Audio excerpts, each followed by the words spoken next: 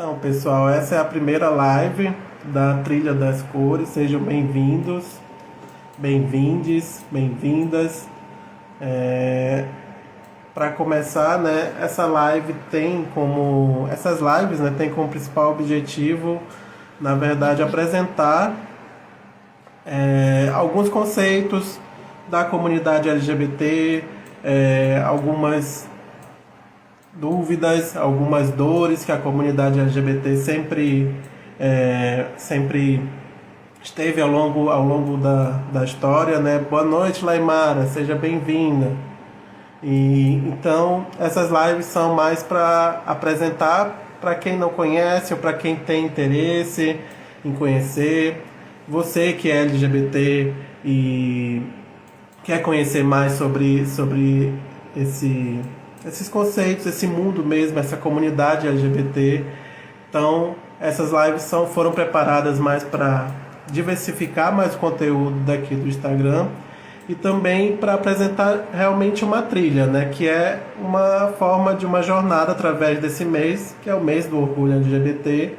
Então, ao longo dessas lives, desse tempo, né, de um mês, serão 10 lives, e a gente vai apresentar diversos temas relacionados à comunidade LGBT e também relacionados à psicologia, né? Como a psicologia pode ajudar as pessoas LGBTs, como a saúde mental está envolvida nisso, como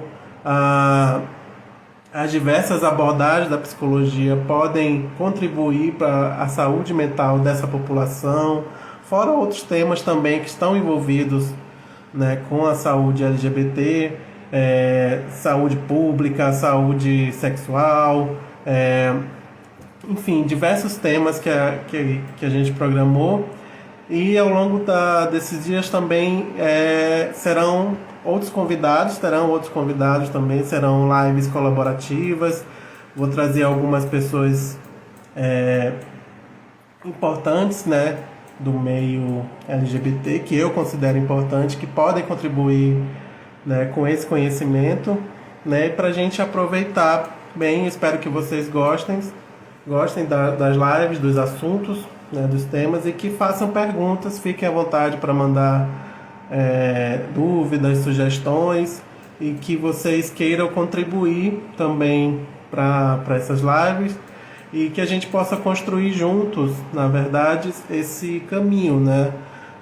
Porque, na verdade, conhecimento é uma troca. Então, eu estou aqui me disponibilizando para vocês, contribuindo com vocês, né, para passar a pouca coisa que eu já sei, né, sobre esse mundo da LGBT, essa forma de atender essa população.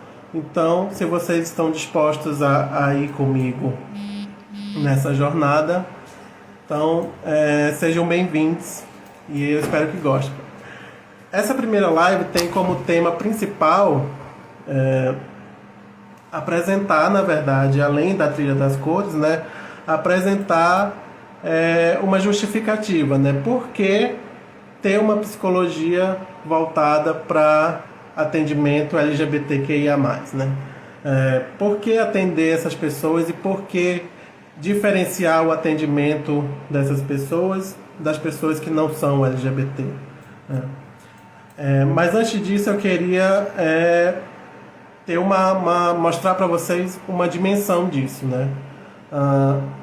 São, na verdade, duas dimensões, uma dimensão pessoal e uma dimensão profissional, tá? A dimensão pessoal, claro que tudo envolve de alguma forma, né, a dimensão pessoal nossa, né? E quando eu digo nossa, estou dizendo da minha dimensão pessoal, né? Eu, como LGBT, estou aqui, eu, como homem gay cis, estou aqui falando para vocês sobre o atendimento a essas pessoas, né? Eu, como psicólogo. Então, envolve também essa dimensão pessoal, e eu, como LGBT, eu, como homem gay, né, sempre tive dúvidas, né, em relação a mim mesmo ao longo do meu desenvolvimento, né? E essas dúvidas fazem parte do desenvolvimento de muitos LGBTs ao longo da vida.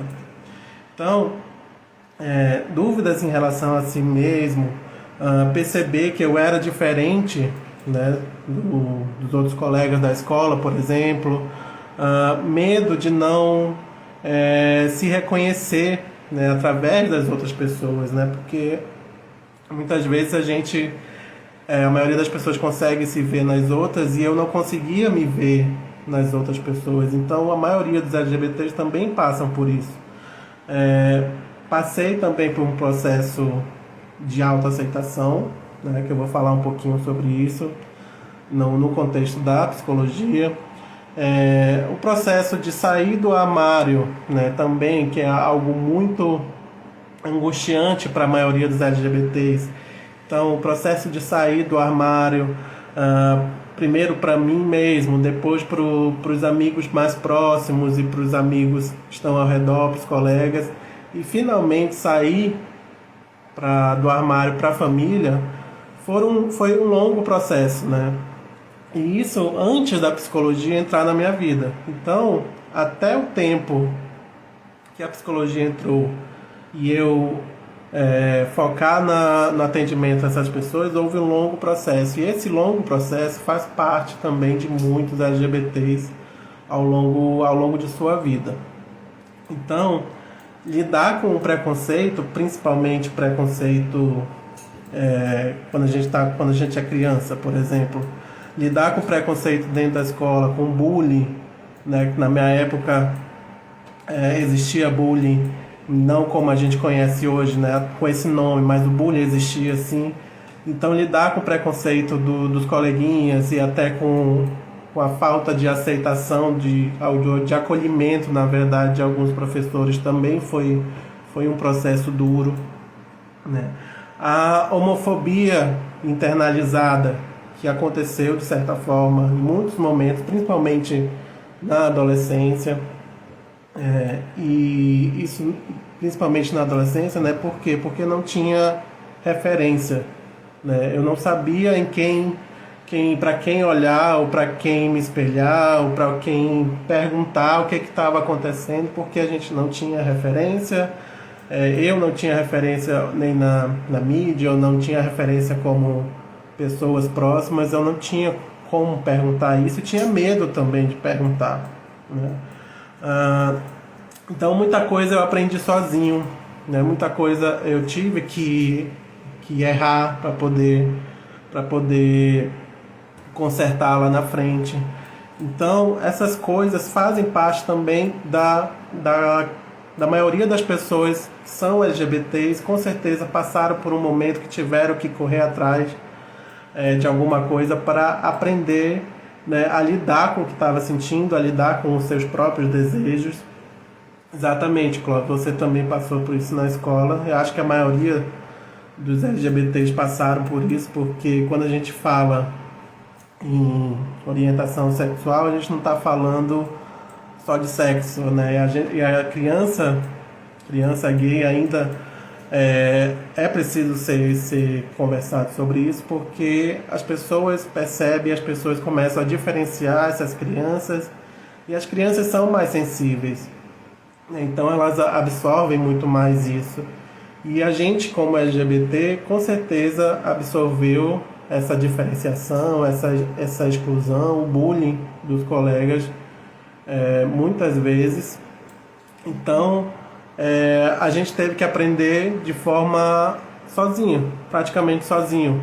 E isso na adolescência é muito difícil, porque são várias coisas em jogo, né? Tem a nossa própria identidade sendo construída, a nossa própria identidade, nosso próprio desejo, entender o nosso próprio desejo, né? A Ana Paula está falando, leu um relato, né, que primeiro aprendeu que ser gay era errado, depois descobri que era gay. Realmente, a gente aprende mesmo que primeiro, né, ser gay é errado. Então, para uma criança que se percebe diferente, né, aprender dessa forma, como é que ela vai lidar com isso na adolescência e no começo da vida adulta, né? Será que ela vai internalizar isso de alguma forma? Provavelmente sim, né? Então, lidar com tudo isso quando criança ainda é muito mais complicado. E isso vai refletir de alguma forma na vida adulta, vai refletir na forma como a gente se relaciona, né? Tanto com a gente mesmo, com as outras pessoas, com as possível relacionamento amoroso. Então, tudo isso influencia de alguma maneira. Então, aprender isso sozinho é difícil, né? Então, tudo isso faz parte desse processo de descobertas que faz parte do desenvolvimento do ser humano como LGBT. Então, isso faz parte da minha dimensão pessoal, né? Quando eu coloco isso para o atendimento LGBT, no porquê eu atendo LGBT, justamente porque tudo isso já aconteceu comigo também, e eu sei que muitas pessoas LGBTs passaram por isso.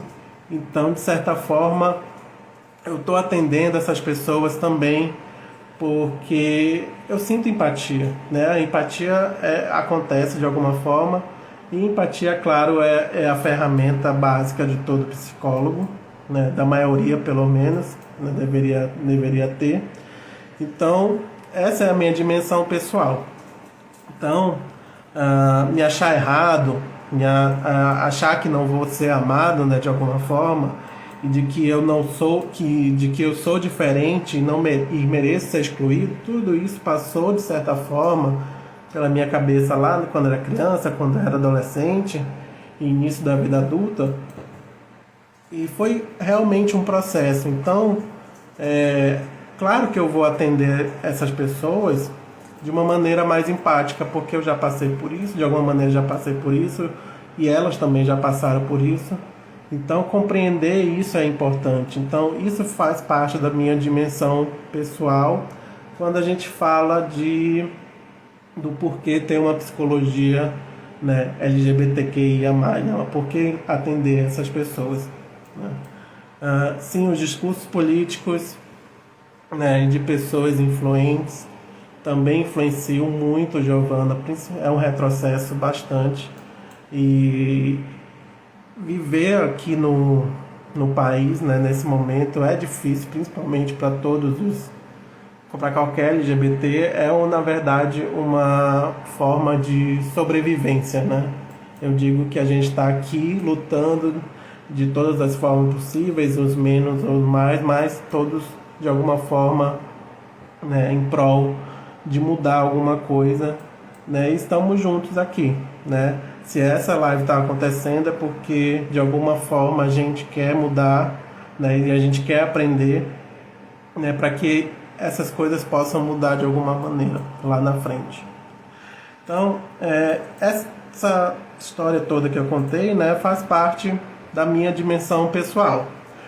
Claro que as outras pessoas podem ter histórias diferentes, podem ter histórias muito mais traumáticas do que a minha, muito mais até tristes do que a minha, ou podem ter histórias muito mais felizes, que foram muito mais aceitas, né? Mas tudo isso faz parte ainda de uma história, de uma dimensão pessoal. Então, quando a gente parte, por exemplo, para a segunda dimensão, né, desse tema, seria a dimensão profissional, né? Então, primeiro, para se ter uma dimensão profissional, né, a gente tem que falar de uma dimensão, de uma formação acadêmica, né, e de uma formação de prática profissional. Quando a gente entra no assunto de formação acadêmica, a gente pode encontrar algumas dificuldades, né? Por exemplo, a gente tem um curso, eu, por exemplo, fiz um curso de 6 anos, né, numa universidade federal, e o que eu encontrei foi uma formação generalista, né, bem ampla, que tentou abarcar todos os assuntos que envolvem a psicologia, mas que, de certa forma, esse tema, né, principalmente questões ligadas à sexualidade, questões mais específicas da clínica da psicologia foram muito negligenciadas, né? haviam poucos espaços de discussão, e quando esses espaços aconteciam, eram por iniciativa própria dos acadêmicos, né? Eu me envolvi em alguns espaços em que houve atendimento a pessoas LGBTs, por exemplo. Então, essa iniciativa partiu, né, principalmente dos acadêmicos, e partiu também de alguns professores, né? E quando isso acontecia, deixa eu só ligar aqui a luz. Acho que agora melhorou. Melhorou para vocês? Eu estava vendo um pouco escuro. Então, estava falando que alguns espaços não houveram dentro da faculdade, né? E esses espaços, quando aconteciam, eram espaços voltados para a iniciativa dos próprios acadêmicos, ou para atender os próprios acadêmicos, ou também, né, alguns professores tomavam a iniciativa. Escassez de disciplina, né, voltada para esses temas específicos. Houve também uma tentativa, na verdade, de transversalizar, né, o tema do LGBT em todas as disciplinas da faculdade, mas que isso acabava sendo um pouco ineficiente, né? Por exemplo, a gente teve psicologia do desenvolvimento, né? Mas a gente sabe que para o processo de desenvolvimento, né, de uma identidade sexual, de uma identidade de gênero, é muito, muito complexa. Então, com certeza, as teorias não iriam abarcar tudo isso. Ou a psicologia social, por exemplo, quando a gente lida com questões sociais, as discussões sobre o tema de LGBT são muito amplas, envolvem gênero, envolve raça, classe.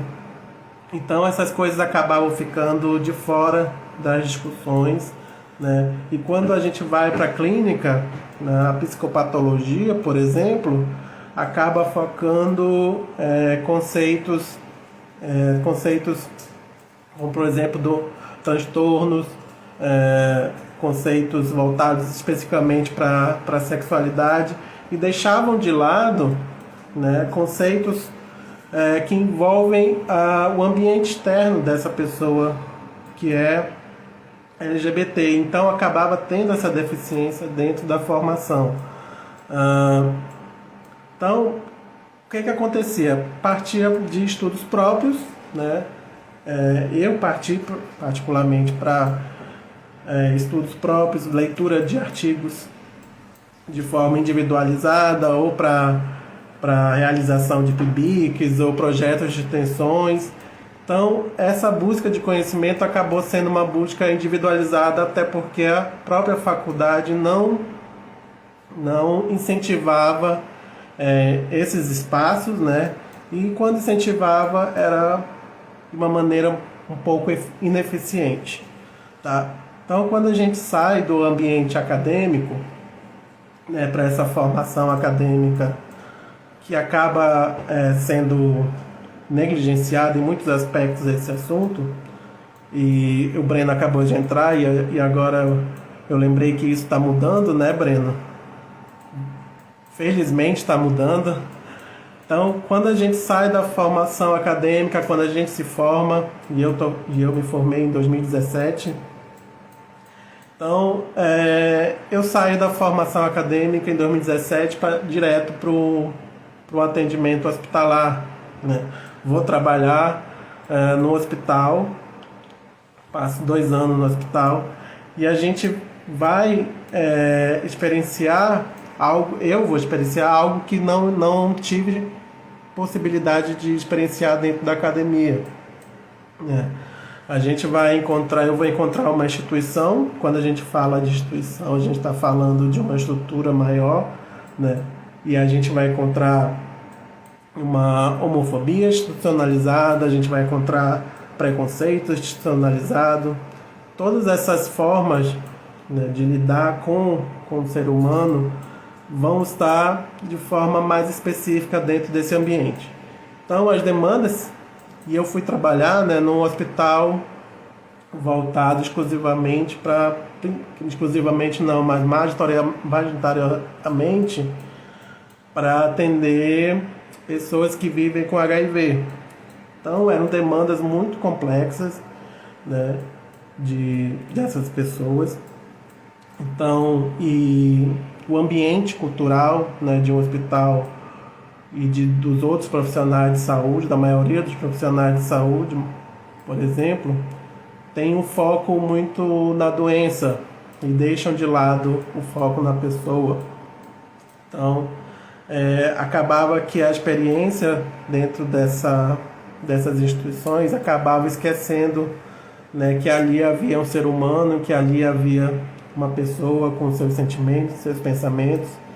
E quando a gente trabalha com HIV, ainda há o acréscimo ainda de outras complexidades, né? Por exemplo, há o acréscimo do estigma, né? E dentro do estigma vem o estigma relacionado com a sexualidade dessas pessoas, né? Os comportamentos não aceitos, né? Ditos não aceitos pela cultura geral, que são estigmatizados. Há também uma conspiração do silêncio. A pessoa que geralmente vive com HIV, ou a família não quer que se revele, ou ele mesmo não quer revelar para a família. Há também uma falta de informação, tanto dos pacientes quanto dos familiares e equipe de saúde, e principalmente preconceito. E quando eu falo de preconceito, não estou falando de preconceito apenas dos familiares, estou falando de preconceito dos próprios profissionais de saúde, e preconceito internalizado, né? A homofobia lá internalizada que eu havia falado no começo, também acontece muito dentro desses hospitais, desses ambientes. E por fim, ainda na experiência do hospital, né, tive que lidar com profissionais que não eram tão qualificados assim, e profissionais da psicologia, né, que atendiam essas pessoas com falta de acolhimento, por exemplo, principalmente falta de acolhimento, de um acolhimento mais adequado, de uma falta de uma escuta mais compreensiva. Esses profissionais acabavam generalizando todos os pacientes, todas as pessoas que estavam doentes, ele acabava generalizando. Então, por exemplo, alguns pacientes, né, eram LGBTs e estavam internados, e esses profissionais acabavam generalizando o comportamento deles para outros pacientes que não eram LGBTs, que eram heterossexuais. Há um pressuposto, na verdade, né, a maioria dos profissionais de saúde pressupõe, né, que os pacientes sejam heterossexuais, ou no contexto do HIV, por exemplo, há a pressuposição de que a pessoa que está com HIV é LGBT, e isso é um estigma muito presente nessas instituições. E também os próprios tabus do profissional, que não consegue lidar com questões da própria sexualidade, não procura se informar, não procura entender as suas dúvidas, as suas crenças, e acabam transferindo isso de alguma forma para o tratamento, para o acolhimento dessas pessoas. E isso faz parte muito da minha experiência no hospital em atender tanto pessoas que vivem com HIV quanto LGBTs que vivem com HIV. Então, há aí também um duplo preconceito, né? Um duplo estigma. O primeiro estigma, que é o estigma do LGBT, né? A pessoa ter a identidade, né? Seja gay, lésbica, trans, ser estigmatizada por isso, e ainda ser estigmatizada por ter o vírus do HIV. Então, muitos pacientes acabavam deixando de conversar com os profissionais de saúde com medo desse possível preconceito, e muitos, quando sabiam que eu era LGBT, acabavam me procurando, né, para ter um acolhimento diferenciado, um acolhimento às vezes até melhor, né, que os outros profissionais. Então, com a saída do hospital, né, vem a parte da experiência na clínica psicológica. E quando eu falo clínica, é atendimento psicológico individual, né, psicoterapêutico. Mas antes de ir para a clínica, né, eu precisava estudar. Eu saí da faculdade com a experiência do estágio, com a experiência de aprender, né, ter aprendido a abordagem da terapia cognitivo-comportamental, mas eu não me via preparado, né, 100% preparado para atender de forma individual, mesmo que tenha tido uma ótima base, né, de abordagem, uma ótima construção dessa base, eu não me sentia preparado, e mesmo com a experiência no hospital. Então, o que é que eu precisava fazer? Eu precisava estudar mais, né? E eu precisava aprofundar, né, nessa minha abordagem, principalmente na minha abordagem que eu escolhi, e assumir essa abordagem, né? Porque muitos acabam divergindo, né, da sua abordagem ou escolhendo outras técnicas, mas era uma abordagem que eu escolhi e eu precisava me aprofundar de alguma forma. E precisava também avaliar meus pontos fortes, avaliar o que eu conseguia de certa forma mais facilmente atender. Então eu procurei alguns cursos, e isso foi um divisor de águas, na verdade, porque eu percebi que tanto a minha prática no hospital, quanto a minha experiência no hospital, atendendo essas pessoas, atendendo pessoas que vivem com HIV e pessoas LGBTs, né, me deu uma base muito grande para perceber algumas demandas que acabaram se repetindo no atendimento individual, atendimento psicoterápico. Tá. Então, quando a gente fala de atendimento psicoterápico, eu comecei a atender, principalmente na pandemia, né, universitários. E esses universitários eram encaminhados, né, por um projeto, são encaminhados porque eu ainda estou atendendo, né, e a maioria desses universitários, né, quando chegavam até mim, são universitários LGBTs, né, e eu percebi um aumento dessa demanda, né, quando eu percebi, fazendo o cadastro de todos esses pacientes, vi que a maioria ou eram lésbicas, ou eram gays, ou eram bissexuais. Então eu percebi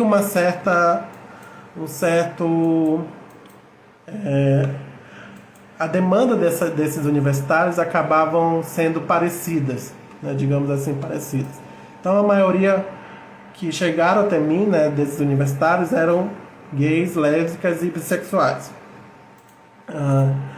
E qual era a principal demanda dessas pessoas, né, desses universitários? A maioria que chegava comigo tinha um nível de ansiedade bem elevado, né, com crise de ansiedade, e que resolveram procurar ajuda psicológica por causa dessas crises de ansiedade. Um nível de autocobrança muito grande. As pessoas, os universitários que chegavam, né, tinham um nível de se cobrar, de se tornarem, né, os melhores, de quererem ser os melhores nas suas avaliações, dentro da sua turma, dentro do seu curso, né. Tinham um nível elevado, por exemplo, de vergonha, né. Muitos chegavam até mim, tinham essa vergonha muito grande, e o nível de culpa, sentiam culpa muito grande, não entendiam, na verdade, que culpa era essa, né? E que culpa e que vergonha era essa. E na verdade era também, isso representa a falta de habilidades sociais. Muitos tinham, né, essa falta de habilidade social, não conseguiam se socializar com os amigos, com os colegas de classe, não conseguiam se relacionar com os professores, né, dos seus cursos, tinham dificuldade, né, tinham conflitos de relação, tanto com professores, não conseguiam dialogar e acabavam se prejudicando nessa relação de alguma forma, porque não queriam sofrer represálias de alguma forma, né? Problema de relacionamento, tanto com familiares quanto com amigos, não conseguiu manter uma relação amorosa por muito tempo, por exemplo, e quando tinham alguma relação amorosa mais fixa, não se sentiam totalmente amados, ou não conseguiam expressar essas emoções de uma forma mais adequada. A autoestima dessas pessoas estava baixa, né? A maioria das pessoas afirmava que a autoestima estava baixa, seja porque não gostavam do próprio corpo, ou porque não se sentiam amados mesmo. E dificuldade de autoaceitação, muitos ainda não tinham saído do armário, muitos não tinham contado nem para os amigos, nem os amigos pessoais, nem os colegas da faculdade sabiam, né, que essas pessoas tinham essa orientação, não sabiam que eram, os colegas não sabiam que eram gays ou lésbicas ou bissexuais. E algumas dessas pessoas, desses universitários, são universitários que acabaram de entrar na faculdade, ou seja, são calouros, e encontram um ambiente muito diferente do que eles estavam vivendo antes, que a faculdade é totalmente diferente do ensino médio, e acabavam entrando num espaço, né, que é muito diferente do ensino médio, da adolescência, e tinham que lidar com pressões que não tinham antes, lidar com professores que não tinham antes. Então, lidar com essas experiências sendo universitário LGBT que ainda não saiu do armário é complicado, né? Então, essas demandas apareceram constantemente, né, nesses atendimentos psicoterápicos.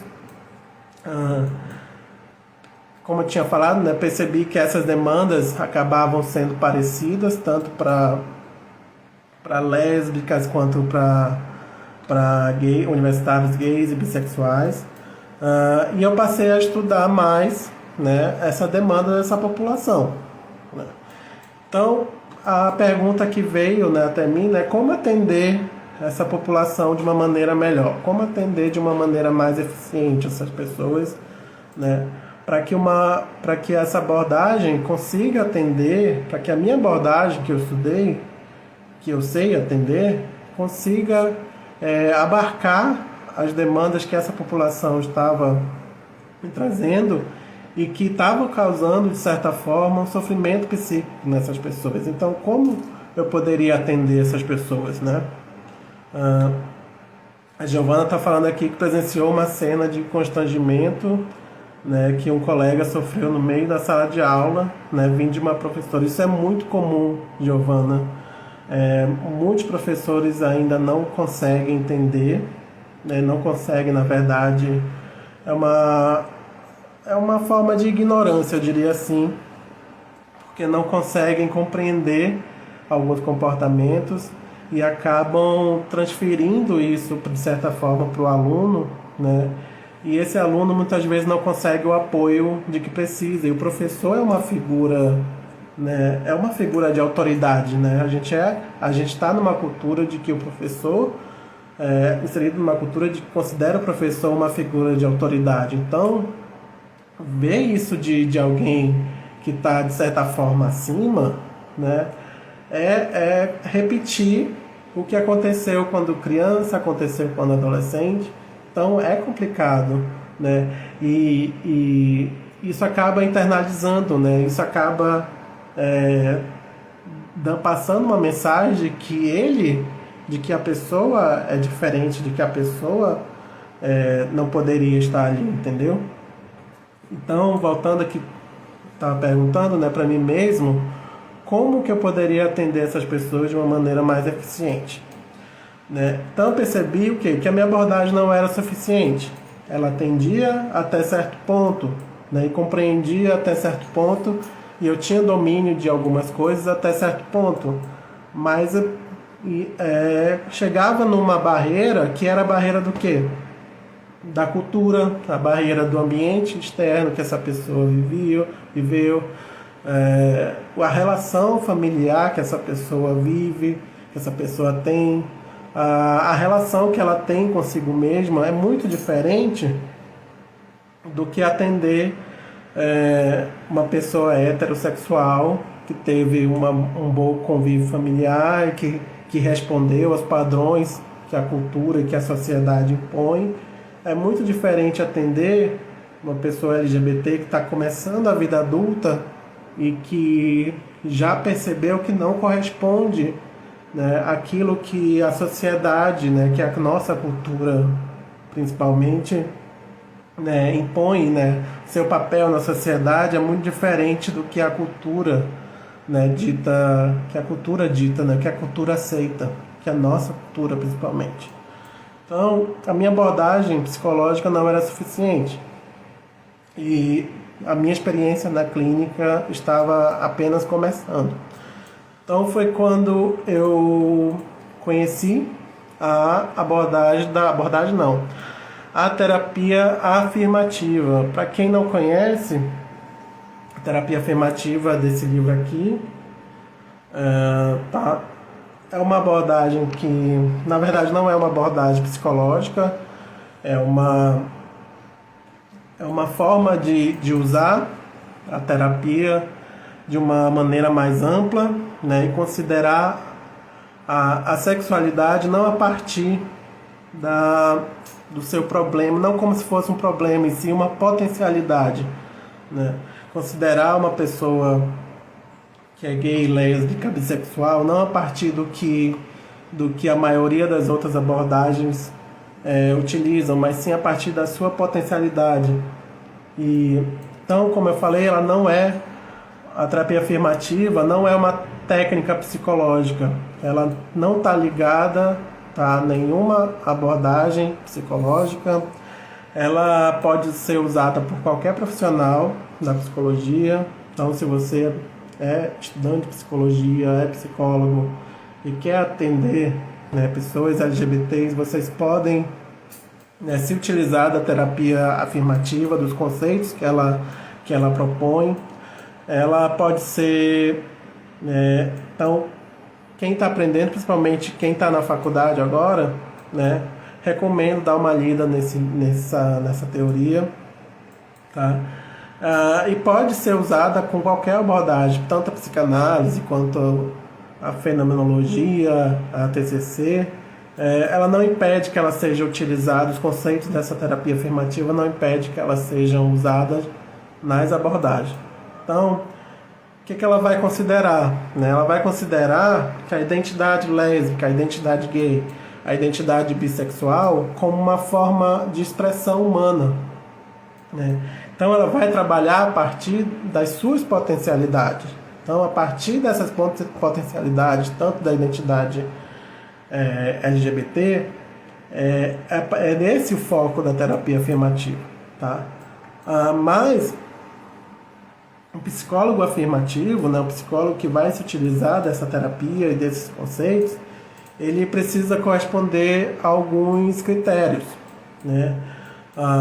Por exemplo, ele precisa ter um respeito, né, principalmente um respeito à orientação sexual do paciente, à identidade de gênero desse paciente, porque se trata de uma manifestação saudável, então ele precisa respeitar isso. Então, se a terapia afirmativa parte de uma abordagem que considera a sexualidade uma potencialidade, então a identidade de orientação sexual e identidade de gênero são uma manifestação saudável do ser humano.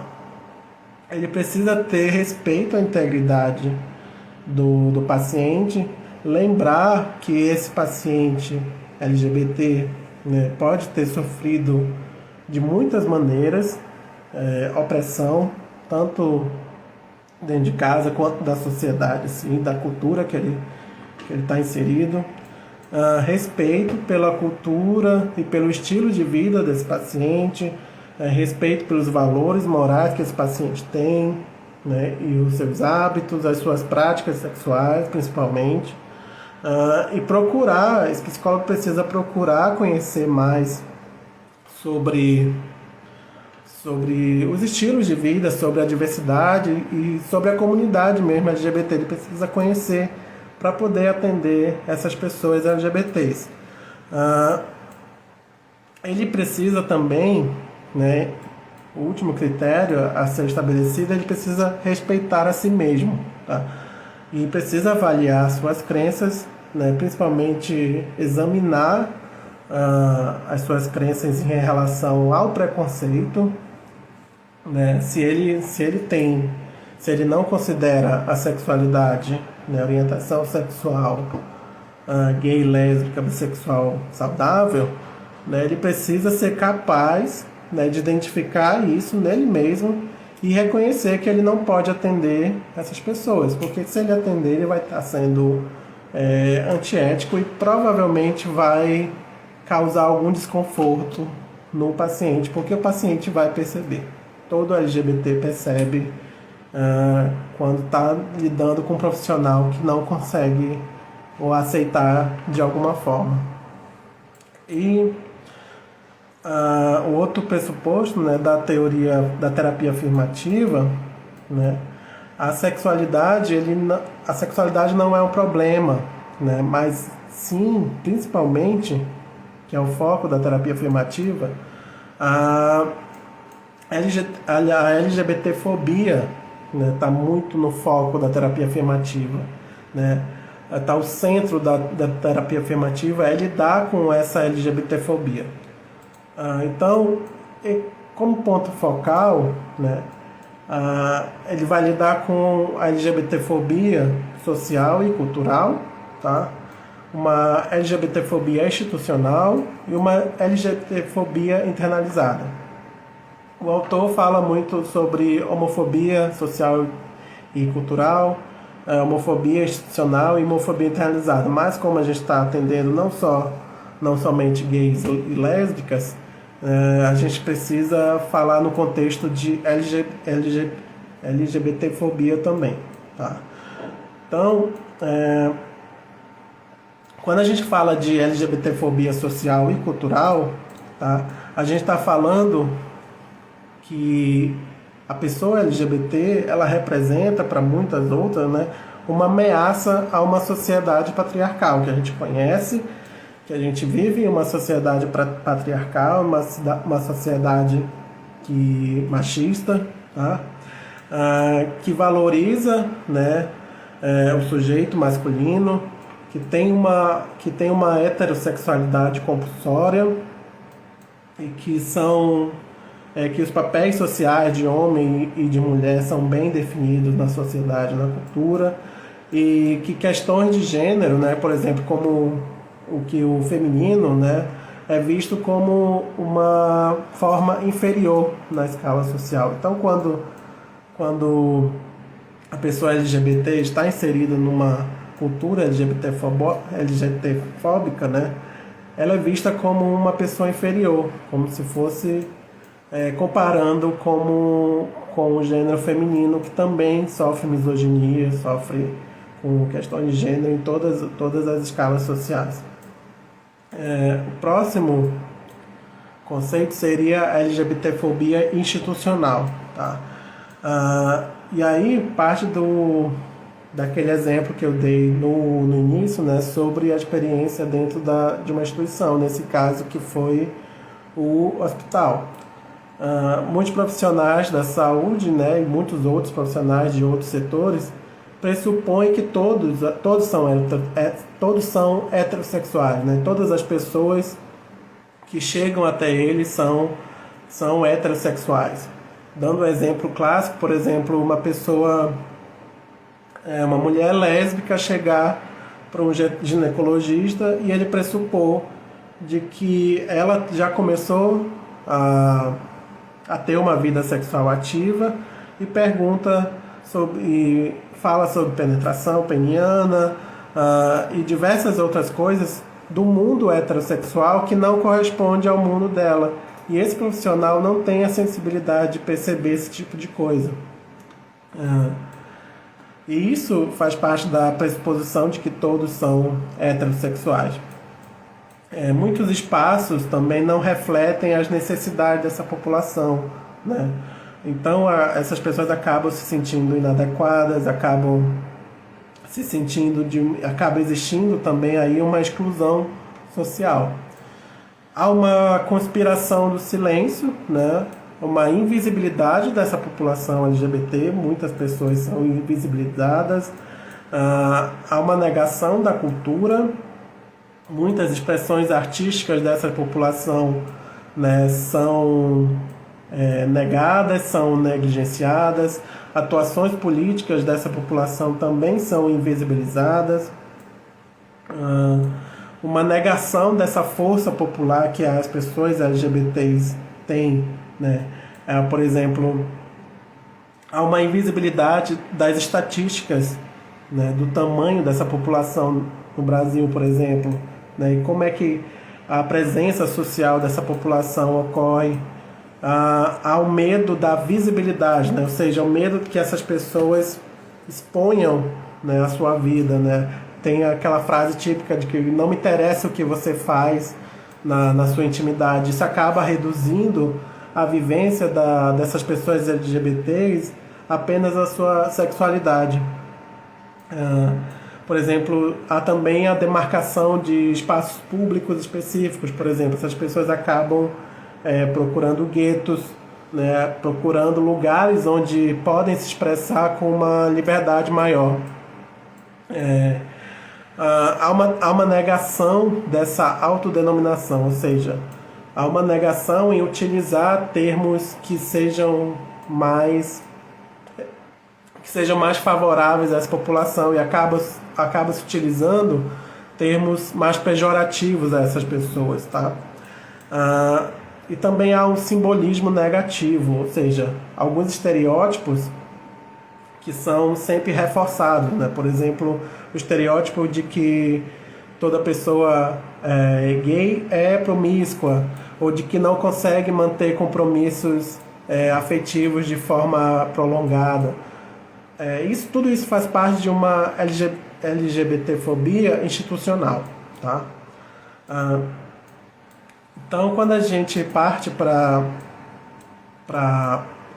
sai desse ambiente externo, que é a cultura e a instituição, né, que são pontos que precisam estar dentro da clínica psicológica, precisam estar dentro do atendimento da psicologia junto com essas pessoas LGBTs, a gente também inclui a LGBTfobia internalizada, que é a homofobia internalizada, né? E isso acaba resultante do quê? Dos mecanismos, né, dos próprios mecanismos de repressão social, dos mecanismos de opressão social que essa pessoa foi exposta, tanto desde muito cedo, com a família, passando pela socialização na escola, entrando na vida adulta, não encontrando referências na mídia ou no espaço que ela frequenta.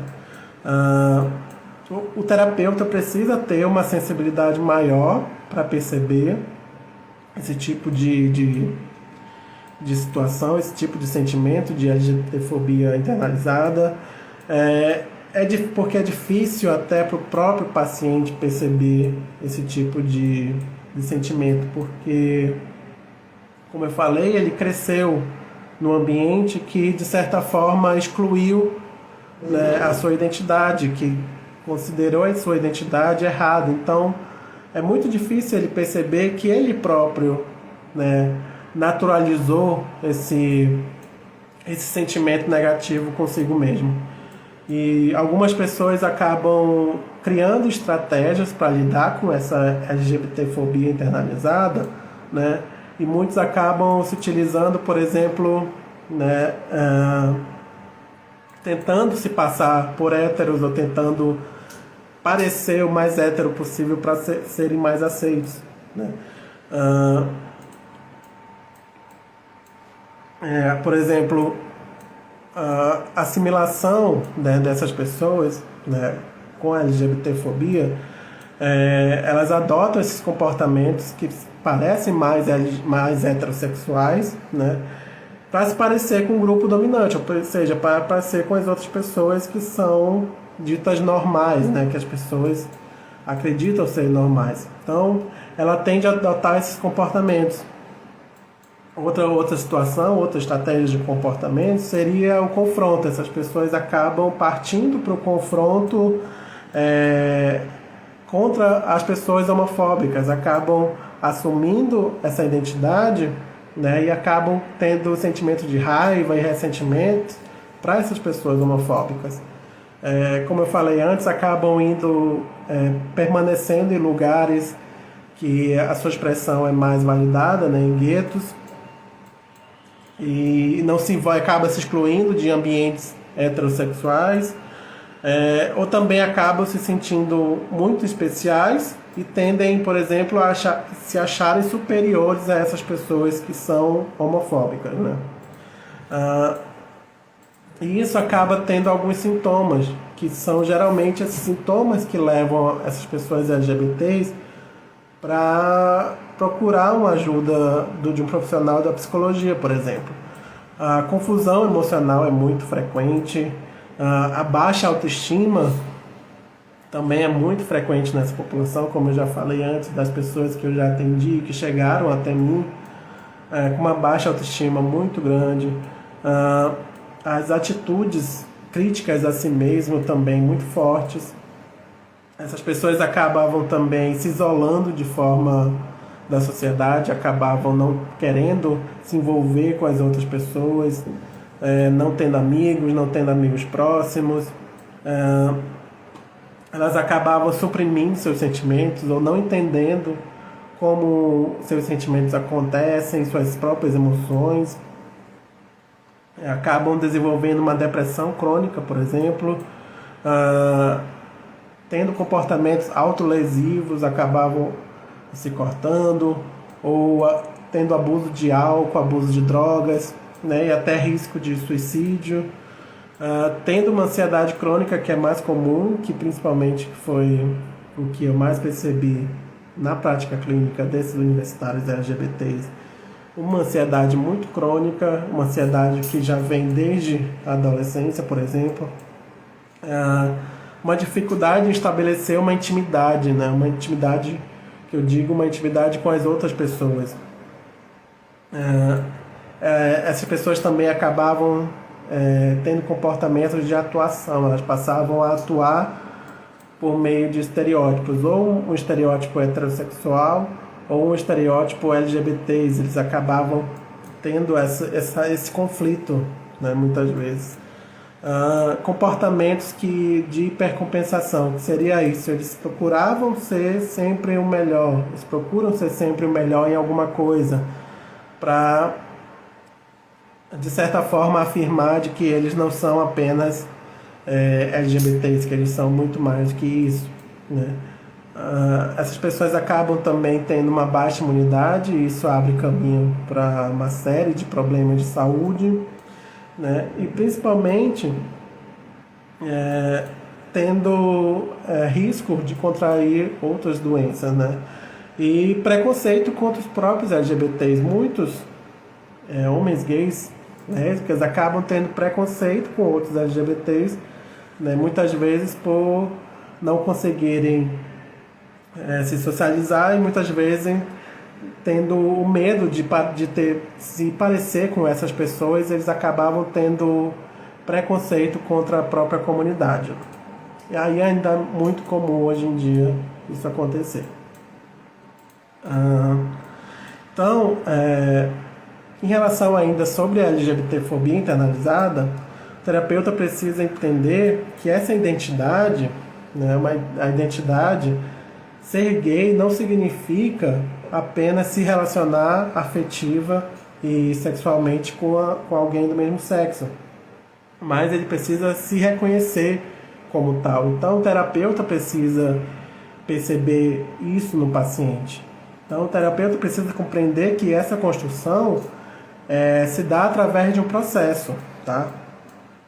Então existe esse processo, parte de um modelo teórico, né, de estágios de identidade. O primeiro estágio, né, sobre esse processo, ele explica direitinho aqui no livro, mas é um estágio de confusão de identidade, né, quando a pessoa reconhece que tem uma atração ou que tem pensamentos homossexuais, que não, mas não admite ainda que pode ser gay, ou que pode ser lésbica, ou que pode ser bissexual.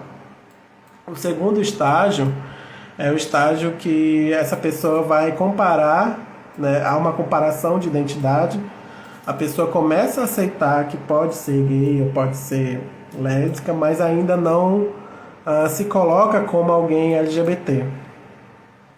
O terceiro estágio, que o terapeuta precisa estar sensível a isso, é uma certa tolerância de identidade, ou seja, a pessoa vai aceitar que pode ser LGBT e começa a se identificar como tal, né? A pessoa começa a se identificar como gay, a pessoa começa a se identificar como lésbica. Então, ela também vai reconhecer que precisa de uma certa sociabilização, né? Se socializar com outras pessoas que fazem parte da comunidade. E essas experiências são importantes porque elas podem ser tanto negativas quanto positivas. E se forem negativas, corre o risco dessas pessoas que estão tentando ainda, estão construindo a sua identidade, há um risco de ter um retrocesso e voltar para os estágios anteriores, né? Que há o medo, o receio de se identificar como tal. Após esse estágio, se não houver algum problema, a pessoa passa a ter uma aceitação da identidade, que é o quê? A pessoa aceita que é LGBT, tá? E ela se sente parte da comunidade. Além dela se declarar gay, se declarar lésbica, ela se sente parte da comunidade. Então, ela vai estar envolvida de certa forma e passa a ter uma certa intolerância com as outras pessoas que não são LGBTs, né? Passam a ter uma certa tolerância com os homofóbicos. O próximo estágio é o orgulho da identidade. A pessoa LGBT que está nessa fase, ela está completamente inserida na comunidade, ela começa a assumir, né, a cultura LGBT, a consumir a cultura LGBT e a confrontar, né, os heterossexuais. Então, ela passa a diferenciar as pessoas, né, entre não homofóbicas e homofóbicas, e entre heterossexuais ou não. E isso é a preparação para o último estágio, que é o estágio da síntese da identidade, ou seja, a pessoa começa a perceber que não precisa se colocar contra todo mundo, né, contra todas as pessoas que não são LGBTs. Ela precisa ter um foco e precisa lutar com a comunidade, né, a favor dos seus direitos, a favor da comunidade como tal, e não mais se confrontar as pessoas que não são LGBTs e também não são homofóbicas. Esses são estágios que o terapeuta precisa identificar e precisa trabalhar de uma forma mais adequada e também de uma forma mais sensível, porque muitos não conseguem compreender em que estágio está e acabam tendo medo, né, de confrontar a própria história. E aí pode acontecer também um processo da saída do armário, né? E essa saída do armário geralmente acontece primeiro para si mesmo, depois para os próprios amigos, né, para os amigos próximos e por fim para a família. E essa situação, dessas três situações, né, na verdade para si mesmo, para os amigos e para a família, precisa ser identificada, o terapeuta precisa identificar e ter uma certa sensibilidade, porque envolve conflitos familiares, envolve conflitos consigo mesmo, e isso precisa ser trabalhado dentro da clínica de alguma maneira mais adequada, né? Em relação ainda com a identidade, né, a identidade de ser gay ou ser lésbica, ela tem a ver principalmente com a consciência, né, e o reconhecimento por parte do próprio indivíduo. Quando o próprio indivíduo passa a ter a consciência disso e se reconhecer, Ele passa a reconhecer seus pensamentos, passa a reconhecer seus sentimentos. Então, o terapeuta precisa levar em consideração alguns fatores também. Ele precisa levar em consideração que a maioria dos LGBTs aprenderam desde muito cedo, né, a se sentirem diferentes. Aprenderam muitas vezes que a sua existência estava associada a uma questão de inferioridade, né? Por exemplo, a criança gay acabava sendo reprimida de alguma forma porque tinha comportamentos que não correspondiam ao seu sexo, né, biológico, e acabava sendo reprimida de alguma forma e acabava se sentindo, de certa forma, inferiorizada. A maioria, né, das pessoas LGBT possuem um grau de autocontrole muito grande, né? Elas precisam controlar os seus próprios sentimentos, não podem, de certa forma, expressar alguns sentimentos. Então, esse autocontrole é muito forte em algumas pessoas LGBTs. O terapeuta precisa perceber que essas pessoas, muitas vezes, sentem um sentimento forte de solidão, tá? Um sentimento forte de culpa, um sentimento forte de vergonha e medo de serem descobertas de alguma forma e perder o amor, né, das pessoas. Ter a sensibilidade que essas pessoas podem desenvolver depressão em algum momento da vida, uma depressão crônica, podem desenvolver também uma dependência química, tanto de álcool, ou de tabaco, ou de outras drogas. Essas pessoas podem ter um histórico de abusos, tanto verbais quanto emocionais, e até mesmo físicos, seja de parentes próximos ou de amigos próximos, ou até mesmo, como a colega afirmou no início aqui no chat, que o abuso dos próprios professores, né? É uma forma dessa pessoa vivenciar esse abuso. Então, o terapeuta precisa estar sensível nisso, precisa perceber que essas pessoas muitas vezes viveram em dois mundos. Na família, perto da família era de uma forma, agia de uma forma, representavam um papel, e perto de amigos eram outros, e consigo mesmo ainda eram outras pessoas. E às vezes essas pessoas desenvolveram estratégias, né, para manter uma identidade heterossexual publicamente e esconder a sua verdadeira identidade.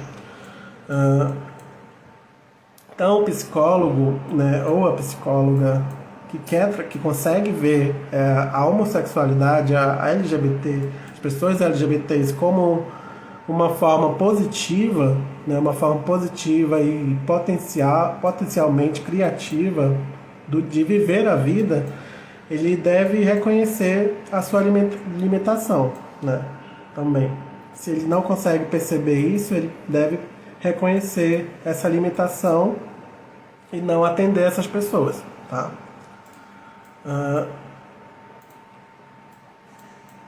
Lembrar também que a saída do armário, tá?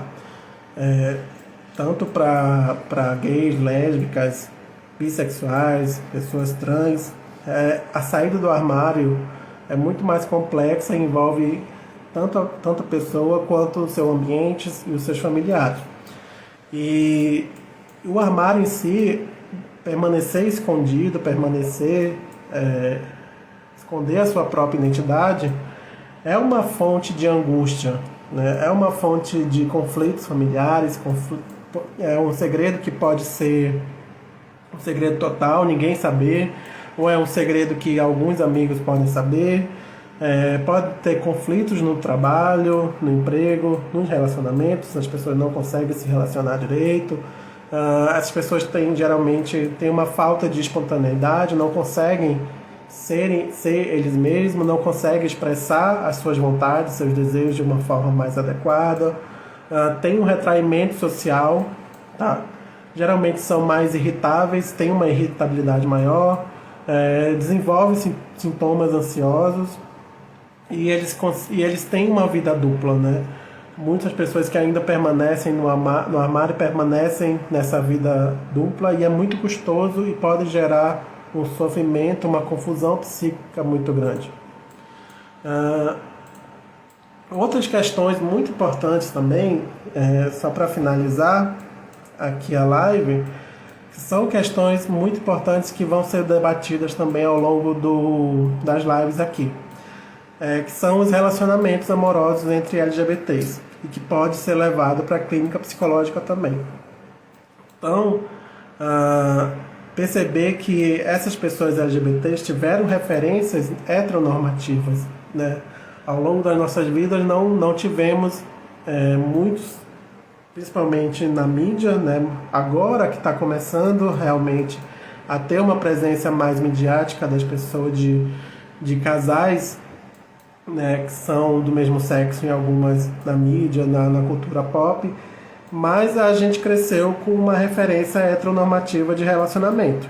Então, algumas questões são muito mais diferentes quando se trata de casais do mesmo sexo do que quando se trata de casais heterossexuais, tá?